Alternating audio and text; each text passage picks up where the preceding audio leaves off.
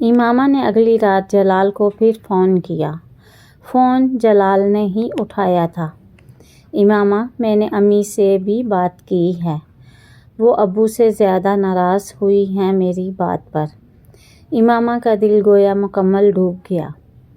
وہ کہہ رہی ہیں کہ مجھے ایک فضول معاملے میں خود کو انوالو کرنے کی کوئی ضرورت نہیں ہے۔ جلال نے صاف گوئی کا مظاہرہ کیا۔ میں نے انہیں تمہارے پرابلم کے بارے میں بھی بتایا ہے، مگر ان کا کہنا ہے کہ یہ تمہارا پرابلم ہے، ہمارا نہیں۔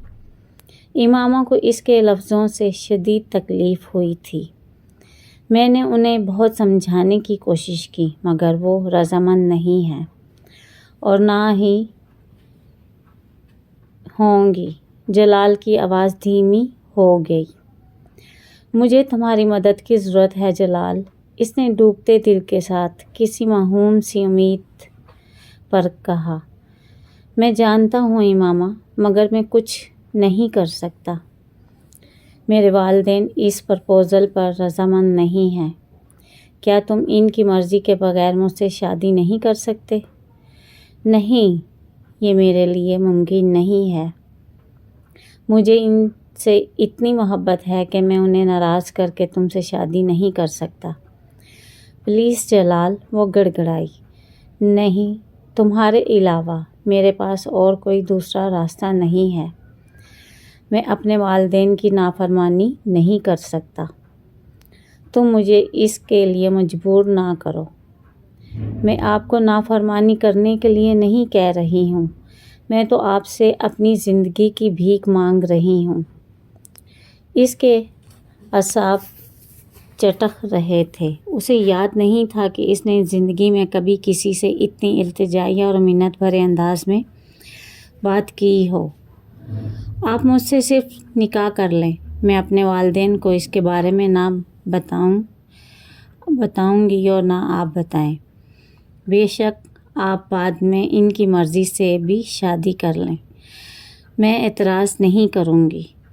تم اب بچوں جیسی باتیں کر رہی ہو۔ خود سوچو، اگر ایسے کسی نکاح کے بارے میں بھی میرے والدین کو پتہ چل جاتا ہے تو وہ کیا کریں گے؟ وہ تو مجھے گھر سے نکال دیں گے، اور پھر تم اور میں کیا کریں گے؟ ہم محنت کر لیں گے، کچھ نہ کچھ کر لیں گے۔ تمہارے اس کچھ نہ کچھ میں باہر پڑھنے جا سکوں گا۔ اس بار جلال کا لہجہ چبھتا ہوا تھا اور وہ بول نہیں سکی۔ نہیں امامہ، میرے اتنے خواب اور خواہشات ہیں کہ میں انہیں تمہارے لیے یا کسی کے لیے بھی نہیں چھوڑ سکتا۔ مجھے تم سے محبت ہے، اس میں کوئی شک نہیں، مگر میں اس جذباتیت کا مظاہرہ نہیں کر سکتا جس کا مظاہرہ تم کر رہی ہو۔ تم دوبارہ مجھے فون مت کرنا، کیونکہ میں اب اس سارے معاملے کو یہیں ختم کر دینا چاہتا ہوں۔ مجھے تم سے ہمدردی ہے، مگر تم اپنے اس مسئلے کا حل خود نکالو۔ میں تمہاری مدد نہیں کر سکتا۔ خدا حافظ۔ جلال نے فون بند کر دیا۔ رات 10:50 پر اسے اپنے ارد گرد کی پوری دنیا دھوئیں میں تحلیل ہوتی نظر آئی۔ کسی چیز کے مٹھی میں ہونے اور پھر دور دور تک کہیں نہ ہونے کا فرق کوئی امامہ سے بہتر نہیں بتا سکتا تھا۔ معاف ذہن اور شل ہوتے ہوئے اعصاب کے ساتھ وہ بہت دیر تک کسی بت کی طرح اپنے بیڈ پر ٹانگیں لٹکائے بیٹھی رہی۔ مجھے بتا دینا چاہیے اب بابا کو سب کچھ، اس کے سوا اب اور کوئی دوسرا راستہ نہیں ہے۔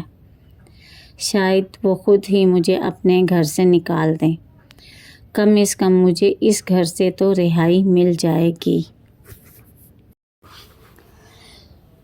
میں اسجد سے شادی کرنا ہی نہیں چاہتی تو شاپنگ کا تو سوال ہی پیدا نہیں ہوتا، امامہ نے مستحکم لہجے میں امی سے کہا۔ سلمیٰ اسے اگلے روز اپنے ساتھ مارکیٹ جانے کا کہنے کے لیے آئی تھی۔ پہلے تمہیں شادی پر اعتراض تھا، اب تمہیں اسجد سے شادی پر اعتراض ہے۔ آخر تم چاہتی کیا ہو؟ سلمیٰ اس کی بات پر مشتعل ہو گئی۔ صرف یہ کہ آپ اسجد سے میری شادی نہ کریں۔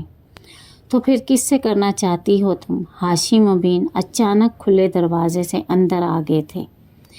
یقیناً انہوں نے باہر کوریڈور میں امامہ اور سلمیٰ کے درمیان ہونے والی گفتگو سنی تھی اور وہ اپنے غصے پر قابو نہیں رکھ پائے تھے۔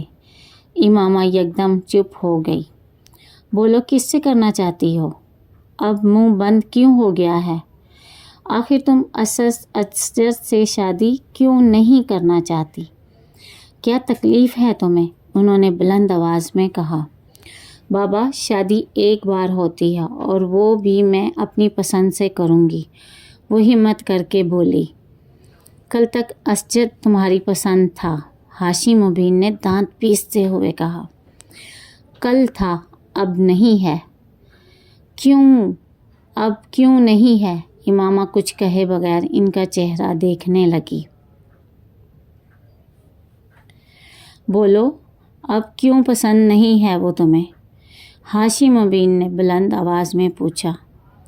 بابا، میں کسی مسلمان سے شادی کروں گی۔ ہاشم بن کو لگا آسمان ان کے سر پر آن گرا ہے۔ کیا کہا تم نے؟ انہوں نے بے یقینی سے کہا۔ میں کسی غیر مسلم سے شادی نہیں کروں گی کیونکہ میں اسلام قبول کر چکی ہوں۔ کمرے میں اگلے کئی منٹ تک مکمل خاموشی رہی۔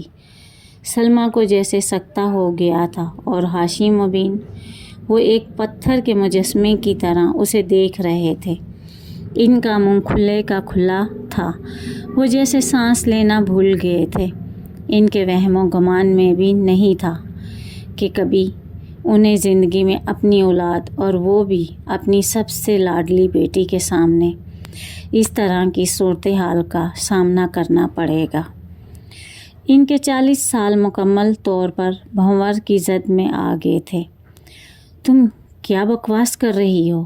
ہاشم بن کے اندر اشتعال کی ایک لہر اٹھی تھی۔ بابا، آپ جانتے ہیں میں کیا کہہ رہی ہوں، آپ بہت اچھی طرح جانتے ہیں۔ تم پاگل ہو گئی ہو؟ انہوں نے آپے سے باہر ہوتے ہوئے کہا۔ امامہ نے کچھ کہنے کی بجائے نفی میں گردن ہلائی۔ وہ ہاشم بن کی ذہنی کیفیت کو سمجھ سکتی تھی۔ اس لیے تمہیں پیدا کیا ہے، تمہاری پرورش کی کہ تم ہاشم بن کی سمجھ میں نہیں آ رہا تھا کہ وہ اس سے کیا کہے۔ صرف اسجد سے شادی نہ کرنے کے لیے تم یہ سب کر رہی ہو، صرف اس لیے کہ تمہاری شادی اس آدمی سے کر دیں جس سے تم چاہتی ہو۔ نہیں، ایسا نہیں ہے۔ ایسا کیا ہے؟ تم بیوقوف سمجھتی ہو مجھے؟ ان کے منہ سے جھاگ نکل رہی تھی۔ آپ میری شادی کسی بھی آدمی سے کریں، مجھے کوئی اعتراض نہیں، بس وہ آپ کی کمیونٹی سے نہ ہو۔ پھر آپ کم از کم یہ نہیں کہہ سکیں گے کہ میں کسی خاص آدمی کے لیے یہ سب کر رہی ہوں۔ ہاشم بن اس کی بات پر دانت پیسنے لگے۔ تم جمعہ 8 دن کی پیداوار، تمہیں پتہ کیا ہے؟ میں سب جانتی ہوں بابا، میری عمر 20 سال ہے اور میں آپ کی انگلی پکڑ کر چلنے والی بچی نہیں ہوں۔ میں جانتی ہوں کہ آپ کے اس مذہب کی وجہ سے ہمارے خاندان پر بڑی برکات نازل ہو گئی ہیں۔ وہ بڑے مستحکم اور ہموار انداز میں کہتی گئی۔ تم بخشش نہیں ہوگی تمہاری، تم۔ ہاشم بن غصے کے عالم میں انگلی اٹھا کر بولنے لگے۔ امامہ کو ان پر ترس آنے لگا۔ اسے دوزخ میں کھڑے ہو کر دوزخ سے ڈرانے والے شخص پر ترس آیا۔ اسے آنکھوں پر پٹی باندھ کر پھرنے والے شخص پر ترس آیا۔ اسے مہر شدہ دل والے آدمی پر ترس آیا۔ اسے نفس زدہ آدمی پر ترس آیا۔ اسے گمراہی کی سب سے اوپر والی سیڑھی پر کھڑے ہوئے آدمی پر ترس آیا۔